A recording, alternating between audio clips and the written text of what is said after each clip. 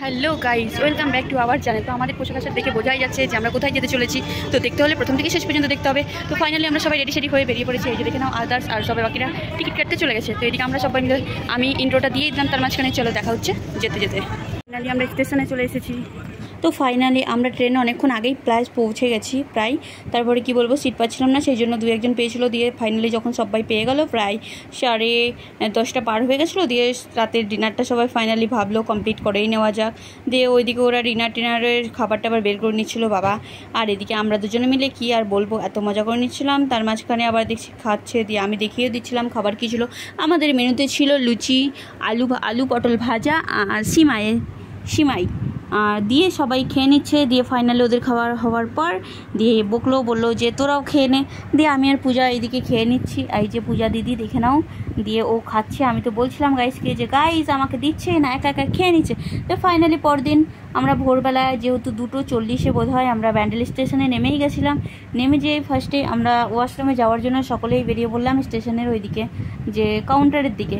তারপরে finally washroom complete করে স্টেশনের উপরে আবার ফাইনালি উঠে যাওয়ার পর আমরা চা আর বিস্কুট কিনে নিলাম। দিয়ে স্টেশনটাও একটু ঘুরে নিলাম। এদিকে দেখলাম একটা ভাঙা ট্রেনকে লাইটিং দিয়ে সাজিয়ে রেখে দিয়েছে। আর এই যে সামনেই দেখতে পাচ্ছি ট্রেনটা, এই ট্রেনটাই করে আমরা চলে যাবো সাউরাফলি।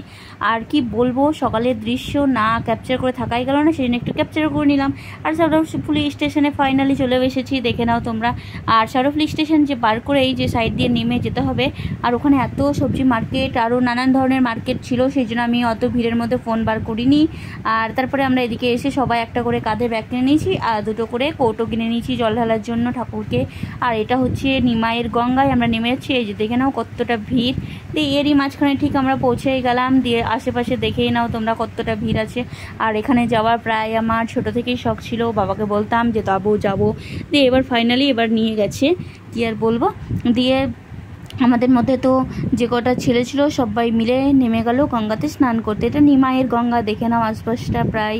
এই যে তারপরে গোলু ভাই হাত দেখিয়ে দিচ্ছে যে আমরা এখানটায় আছি। আমরা তারপরে একটু জুম করে নিয়ে তাদেরকেও ক্যাপচার করলাম। আর আশেপাশে দেখো কত ভিড়। এটা ছিল রবিবার দিন, আমরা শনিবারে ট্রেনে চেপেছিলাম।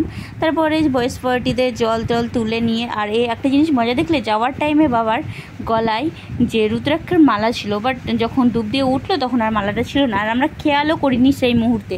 পরে যখন আমরা হেঁটে যাচ্ছিলাম তখন হঠাৎ অনেকটা প্রায় যাওয়ার পর আমাদের মনে পড়েছিল যে নেই। তারপর আমি, মা আর পূজা দিদি তিনজনে মিলেও নেমে পড়লাম আমরা গঙ্গায় স্নানে। দিয়ে আমরা সবাই স্নান করে আবার জল ভরে ওপরে চলে এলাম। দিয়ে তারই মাঝখানে আবার এদিকে কপালে তিলক কেটে দিচ্ছিলো, সেটার জন্য আমরা সবাই মিলে নিয়েও নিলাম তিলক। আর কি বলবো, সবাই লাইনে এক এক করে, বেশ ভালো লাগছিল। দিয়ে এই করতে করতে দেখা হচ্ছে পরের পার্টে। Bye bye.